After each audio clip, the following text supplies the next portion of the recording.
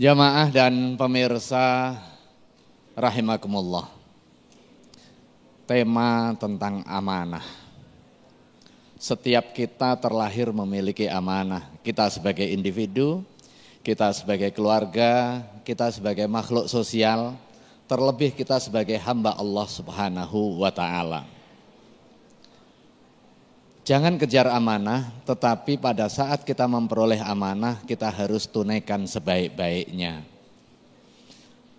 Dan penunaian amanah ini jangan juga dikaitkan dengan asas resiprokasi, asas balesan.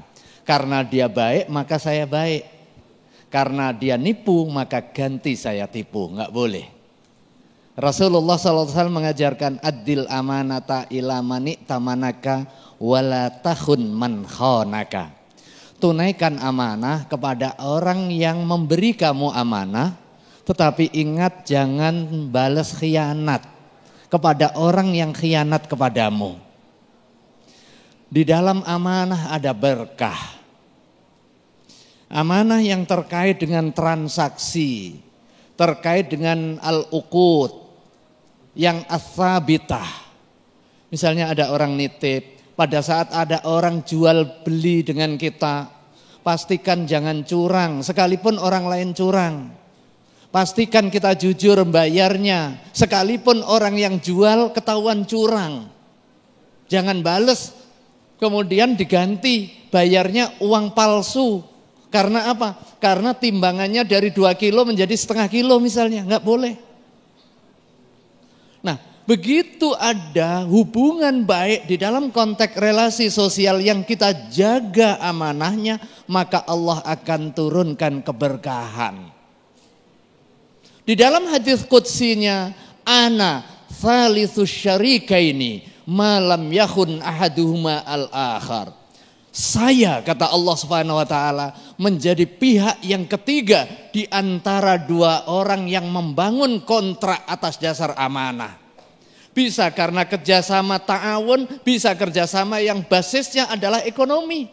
Transaksi jual beli kalau diniati untuk kepentingan kebaikan, maka Allah turunkan keberkahan. Disebutkan di dalam hadis qudsinya, menjadi pihak ketiga, ana thalitsus syarikain malam yakhun ahaduma al-akhar. Sepanjang enggak ada khianat, saling mempercaya. Jual beli, ini hubungan relasi yang mungkin kelihatannya kontraktual, tetapi di dalamnya ada ibadah. Karena yang satu butuh, yang lain juga butuh. Butuh menjual, butuh membeli, ketemu. Disitulah keberkahan lahir ketika ada amanah dan tidak ada khianat. Tetapi begitu fa'in khana kharajtu min bainihima. Begitu ada khianat, maka saya keluar, berarti itu dihilangkan keberkahan. Kita bisa lihat orang kelihatannya kaya tapi hasil nipu, hilang keberkahan. Dia enggak tenang hidupnya. Dan Rasulullah SAW menegaskan, Bu, Pak,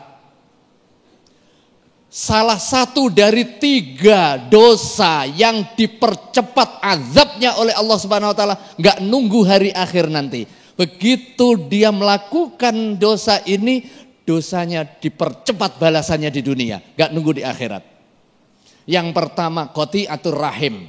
Orang yang memutus tali kekerabatan, apalagi kekerabatan itu dengan ibunya, dengan adiknya, dengan saudara kandungnya. Udah kita bisa lihat kanan kiri kita, begitu ada orang uququl walidain, begitu ada orang konflik dengan saudaranya, hidupnya enggak tenang sekalipun dia kaya. Yang ada juga berantakan hidup keluarganya.